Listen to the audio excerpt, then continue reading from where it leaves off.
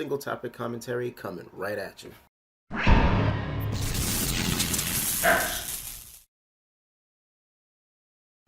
Alright, so I get up this morning. First thing I do is go on Twitter. And the first thing I end up seeing is this whole thing going on with Sony putting up a job post regarding putting PlayStation Now on quote unquote every device.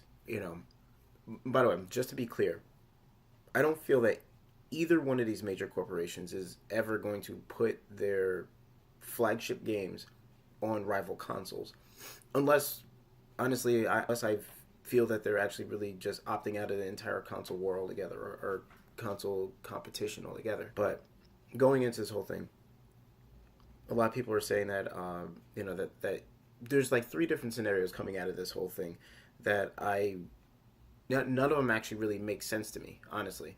But first one is PlayStation copying off of Xbox because they're trying to put their brand and their service on every quote unquote every device, and this is just not the case. I mean, I guess that everybody really kind of forgot when PlayStation Now was announced back in like January 2014. That was their intention all along in the first place. Is to continue to roll out some of these old like classic titles and stuff like that, possibly even PS4 titles and PS3 titles, and a lot of legacy stuff going into this whole thing. And that's one thing. So there's just the whole copying the whole thing, whatever. That's not even the case. This was already announced years ago. This was like 4 years ago. The other thing is, I guess that Xbox guys are going on about the PlayStation fans were so like adverse to having their games exclusive and stuff like that, and how it's not going to be exclusive because it's going to be on every platform. But again, I highly doubt it. I mean, this is my own personal speculation here, but I highly doubt that Sony's actually going to release PlayStation Now on Xbox or any other rival console, whether it's Switch or whatever the next gen systems are going to be at all. I just don't feel that that's going to be the case. Like, what I mean by like every device, it's like, the exemptions are the other consoles. I mean, you can be like Android, iPhones, all kinds of, like tablets and PC, of course, which I think, I know definitively that PlayStation Now is already on, among a couple other like little tablets and stuff like that, and phone, or earlier I think Xperia phones, and I think there was a way to actually get it to run on a couple other different little phones too, and also numerous TVs. So this doesn't mean I genuinely don't believe that this actually really means much, at least in terms of PlayStation 4 or PlayStation exclusives, especially like flagship AAA exclusives going to other platforms and all the other nonsense. Just don't feel that's happening. It's gonna continue to be mostly legacy stuff, and yeah, I guess maybe at the end of the day, the GamePass might end up being like a better deal for a lot of people, given the fact that they actually launch. They're actually going to put out day one games on Game Pass. So it's like as soon as the game comes out, it's like you pretty much get it for free. Now, of course, because Microsoft has to do that. What I'm saying is that at the end of the day, when Microsoft launches a new IP these days, it doesn't seem to fare pretty well. It not only does it really sell that well, but the thing is, it's like, I mean, aside from the fact that a lot of them, especially exclusives, have been like, just critical bombs, but that's beside the point. Maybe bomb is a strong word. The fact that like they just don't sell well. I mean, look at Quantum Break. Let's look at Alan Wake. Great game, by the way, but a lot of other people didn't feel that way. I mean, it did get a sequel, but I mean, look at Tomb Raider, and look how that whole thing turned out. It's just that Xbox. It seems like Xbox gamers just don't actually buy games. It's like they want them to have them, and that's pretty much it. And they just want them just to have them specifically for, I mean, there are some like niche people that do enjoy these games. Sunset Overdrive, perfect example. A game that it performed okay, but the thing is, I know it didn't perform that well. I mean, or else we would have a sequel by now. And that's a shame, because that's arguably my favorite game this generation on that system. So that kind of sucks. Most of these games can end up on Game Pass and all this other stuff, even day one. So it's a good thing to get all these games in people's pockets and in people's faces, so that there's minimal there's minimal risk. It seems like that no one actually really wants to take the chance to actually really buy a game. So it's just like, okay, especially like new IPs. It seems like I mean, I guess that was the stigma that came from even from back in the day from like 360 stuff, is the fact that if it's not like drinking Mountain Dew, if it's not a first person shooter, like everything 60 frames per second, why like I'm not touching it. No RPGs, no nothing, no, I would say racing games, because I mean, there's still Forza, and that franchise has been having diminishing returns as well, save from the most recent Forza. So we can squelch that theory for right now.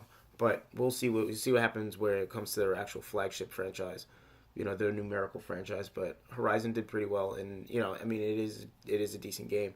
I'm just so done with racing games on all fronts, but unless it's a car racer, but that's beside the point. Overall, it seems like that there's a lot more diversity on PlayStation side than on Xbox side. With that being said, it would be really nice to actually get some of these more diverse games into other people's faces with the Game Pass. So it's like, I released this game, this indie game, or this other game that's not generally appealing to the to the majority of the demographic that is on Xbox. It's not a first person shooter. It's not ultra realistic.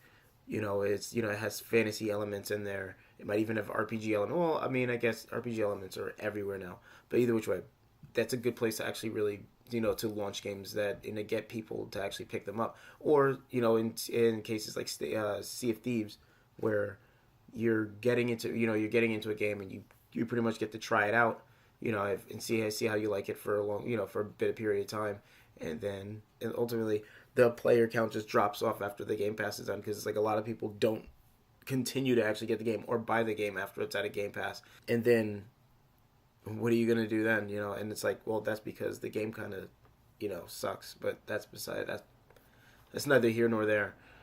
Overall, they're both really good services, and like I said, I just don't feel that they're gonna end up putting either one of them on each other's hardware. I just highly doubt this, or any other major rivals hardware. I really don't feel like it's gonna happen. But I guess back to the community side of things, it was the fact that like people are using this whole thing and trying to say that PlayStation guys are like on Xbox dudes saying when Game Pass is going everywhere, they're not going to have any exclusives. You're not going to have, all your games are going to be everywhere, and nothing's really going to be exclusive to your system. And that's a negative. Now that it's happening over on the PlayStation side as well, it's being hypocritical. Maybe in some cases, I mean, there's horrible toxicity on both platforms. But also, even PlayStation people, even PlayStation guys are ignorant of the fact that that was always the intention of PlayStation Now in the first place, was to bring it to multiple different platforms, or other devices. But the thing is, even if they're not ignorant of that fact, like I said, it really comes down to the whole thing of where these images lie. Because it's like, I mean, yeah, Xbox has been getting their ass whooped in this entire generation. But the thing is, it's like, and then they go around and turn around and do something like this. It just sounds like they're pressing like a little hard, like a soft reset button, kind of going the way of the Dreamcast, but not really.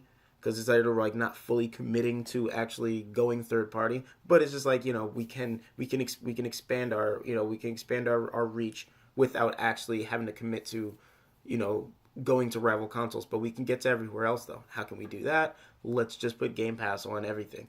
And the thing is, there's nothing wrong with that. It's not a bad business decision. But the thing is, it's just kind of messed up when you're actually already losing already, and it just seems like that you're copping out of the console fight altogether.